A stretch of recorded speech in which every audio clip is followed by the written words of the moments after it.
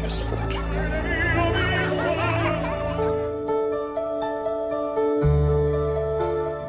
For more than a decade now, Jack Mayer and I have been conducting research on emotional intelligence. Individual differences in the ability to appraise and express emotions, regulate them, and use emotions to motivate thinking, creativity, problem solving, and action. This work was popularized a couple of years ago in a very important book by Daniel Goleman called Emotional Intelligence. His book has had an enormous impact worldwide on our thinking of what it means to be smart. I think it's very important to broaden our notion of IQ from a narrow idea that there's one number that tells you everything you need to know about a person's intelligence to realizing that our intelligence really describes how well we can engage life in all of the many different ways it challenges us. And to use the word optimizing, I think, is quite good, because that suggests that there is an optimal way of dealing with whatever the challenge may be, and that may call on quite different kinds of abilities. That narrow little range that the IQ number gives you is just one small part of a much larger spectrum that we have to call on in life.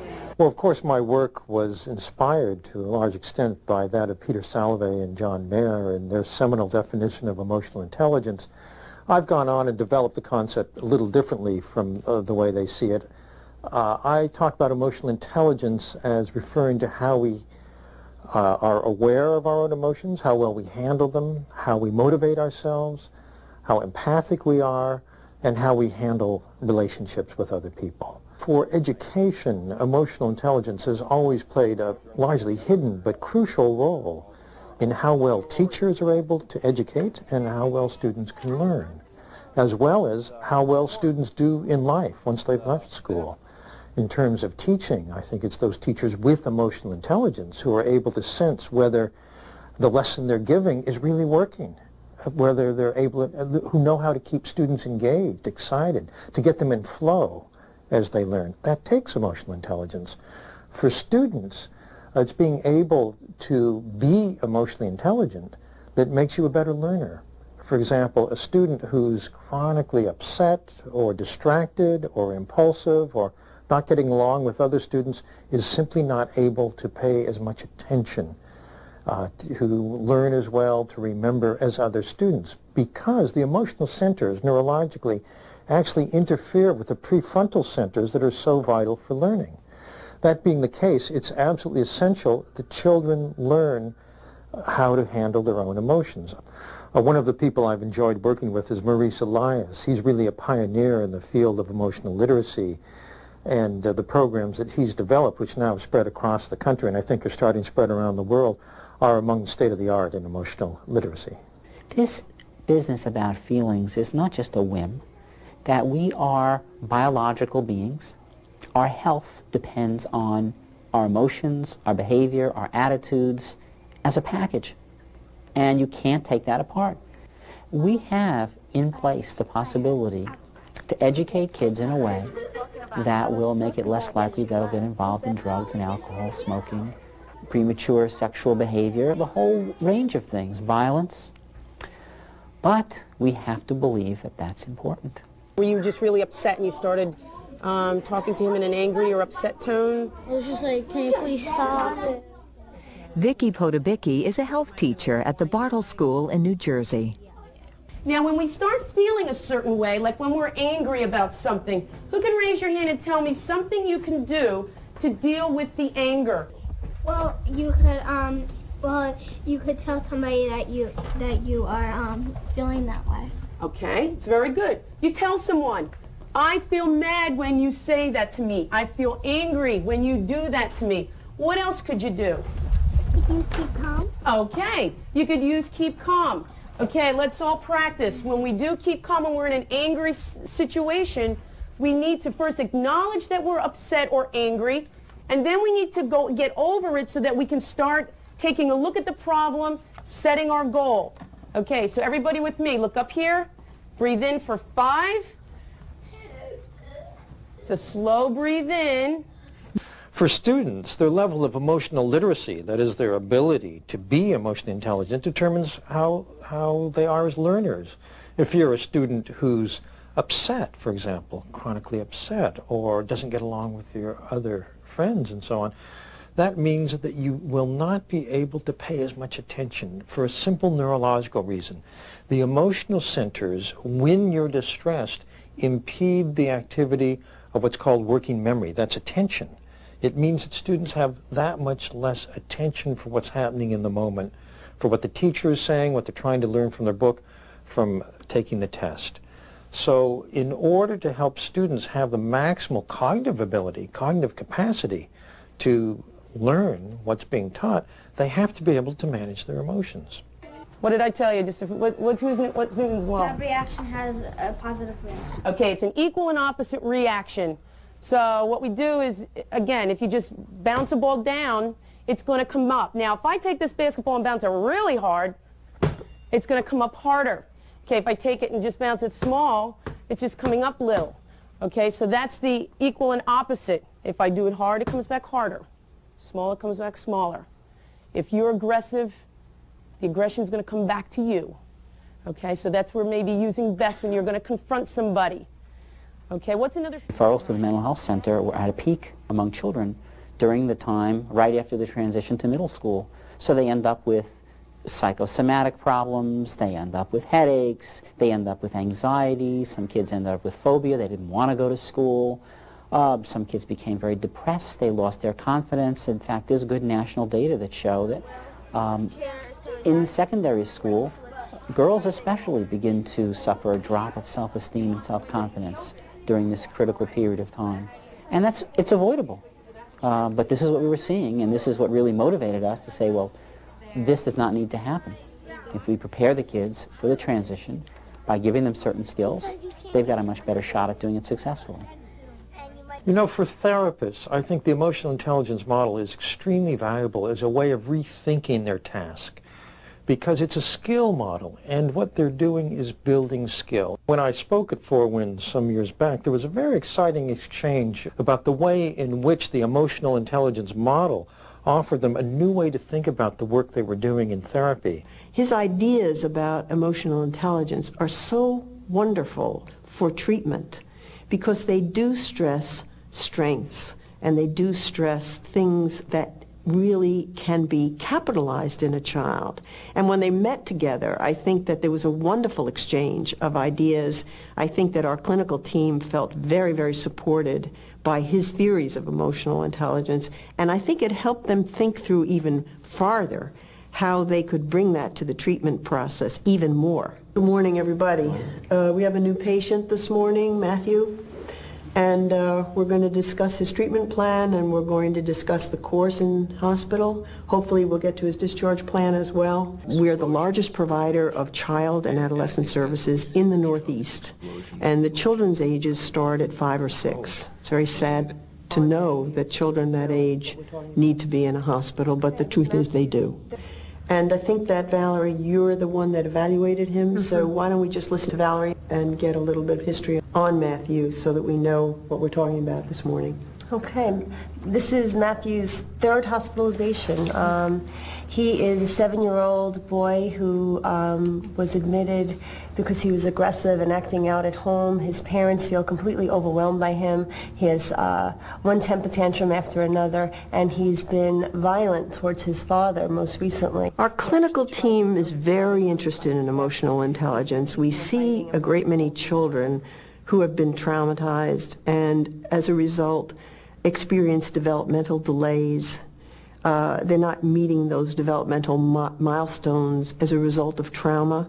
And yet many of these children are very sensible in ways it's hard to describe. They're almost mature.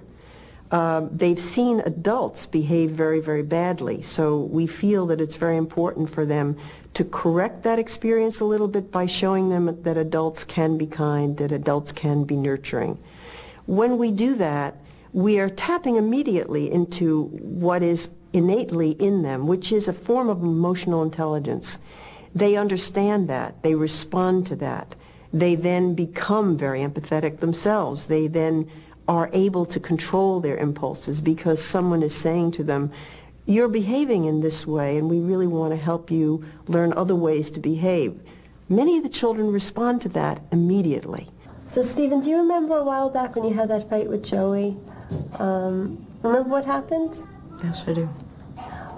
Maybe we could spend some time talking about other ways that you can handle your anger instead of getting into a fight with Joey and getting yourself suspended.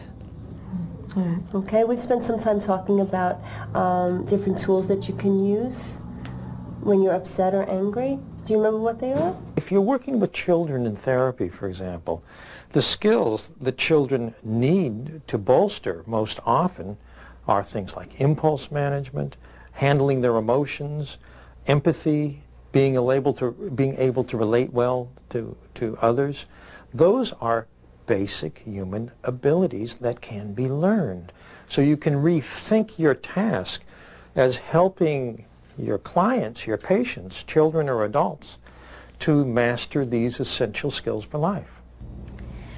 Emotions are taking on an increasingly important role in the process of teaching and learning because it is beginning to be realized that it is impossible to really call education something that is limited to academic achievement. That is not education. And this is beginning to be realized on the part of educators, that if you want to educate, you have to educate the total personality. One of the great intellectual debts I owe is to Howard Gardner and his theory of multiple intelligences, because of course emotional intelligence nestles into his personal intelligences, interpersonal abilities and intrapersonal. The initial set of intelligences probably ruffled the most feathers when I talked about personal intelligences, understanding of other people, understanding of yourself. Everybody recognizes that that's important, but most people felt that it was a stretch to call that a kind of intelligence. The excitement about emotional intelligence clearly indicates that people don't have that kind of reservation as much anymore, and I think the talk about emotional intelligences is really closest to what I mean when I talk about interpersonal intelligence, understanding others, and intrapersonal intelligence, understanding yourself. The other thing is something that I've had a number of discussions with Dan Goleman about, and that is that when I look at the material that he's written about emotional intelligence, I really recognize the kinds of discriminations and distinctions and sensitivities that he's talking about, and I think he did a very good job of corralling that for public attention, building on your work and the work of other people. Now, your theory has always had a place in it for the brain and for brain development, and in particular it was thinking about the brain has been one of the ways you've defined what constitutes one intelligence versus another. It seems in the last few years the field of neurosciences, brain sciences more generally, have made remarkable progress, and I wonder how that now feeds back to your theory. When you wrote Frames of Mind, we didn't know half what we now know about the brain. It's very interesting. It reminded me of a funny incident. When Dan Goleman first sent me the draft of emotional intelligence, it must have been in the early 1990s. It was gestating quite for a while. I said, "You've got too much on the brain here. You know, we really don't know enough about this." And he keeps saying this is amygdala stuff and that. Yeah. But the funny thing is that the events have been in his favor, because with the work of people like Ledoux and Damasio and so on, we really do know a lot more about the the brain basis of emotional development, sensitivity, and so on. So I think he was onto something, and certainly, if I were to rewrite my book today, I would have a lot more to write about with reference to the neural basis of emotions. I monitor the findings in neurology and neuropsychology as much as I can. It was those results which emboldened me to announce a new intelligence, the naturalist intelligence, and also I'm monitoring results which might relate to what I call an existential intelligence, whether the realm of dealing with cosmic questions, who am I, why are we here, what's it all about, whether there might be a neural basis for that, and there's some hints that there might be, so I talk whimsically about 8.5 intelligences. One of the things that got me very interested in emotional intelligence was that for 10 years I've been tracking research in neuroscience in my work as a science reporter at the New York Times back then. And I saw that there was a critical mass of new understanding of the emotional centers and how they operated and how they interplay with the cognitive centers in learning, in performance, and effectiveness of all kinds. And that was one of the things that triggered my feeling that it was time to bring that together under the umbrella emotional intelligence. Emotional intelligence is an idea that has really caught on globally. It's given us ways to think about why children drop out of school, why people who are very smart somehow don't succeed in the business world, and why sometimes very smart people can act in self-destructive ways.